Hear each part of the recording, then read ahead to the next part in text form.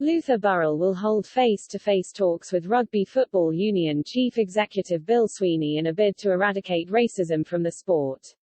Former England centre Burrell has called for a shift in attitudes after experiencing banter about slave shackles and bananas and hearing frequent use of the N-word during his career.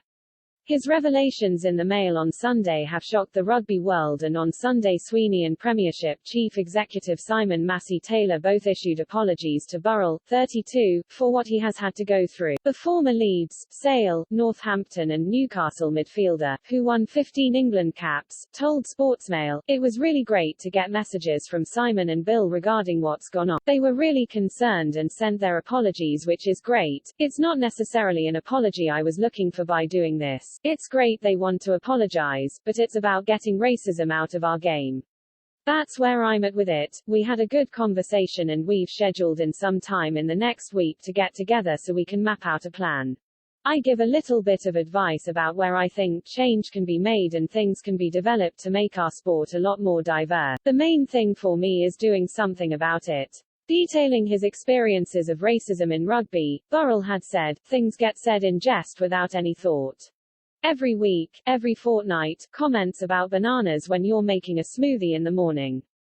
Comments about fried chicken when you're out for dinner. We had a hot day at training and I told one of the lads to put on their Factor 50.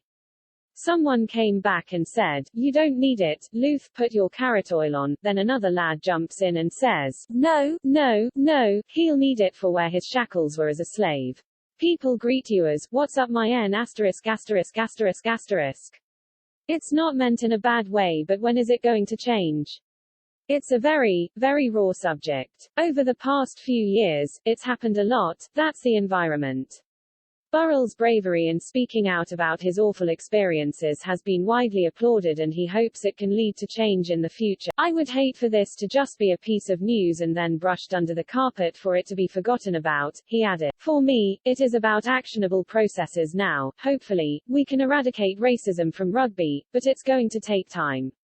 RFU boss Sweeney, English Rugby's chairman Tom Illabay and Massie-Taylor all held personal discussions with Burrell on Sunday.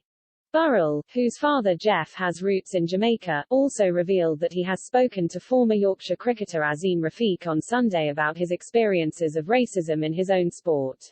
"We are disturbed this has been Luther's experience and we applaud him for speaking out. Racism in any walk of life is not acceptable," said Sweeney. "I have had a conversation with Luther to see if we can learn from his experience and possibly work with him as an advocate of change. Inclusion and diversity are at the heart of our strategy and we want to improve education and awareness across the sport. We apologize to Luther and all of those who have experienced any form of discrimination and will continue to work to eliminate it from our game." Massie-Taylor added, "We applaud Luther for speaking out on this subject, but it is saddening to hear some of the language and attitudes he has been exposed to. I have spoken with Luther to apologize for what he has experienced and to offer support. Whilst there is a lot of positive activity in the area of equality, diversity and inclusion, this is a reminder of how far we still need to go."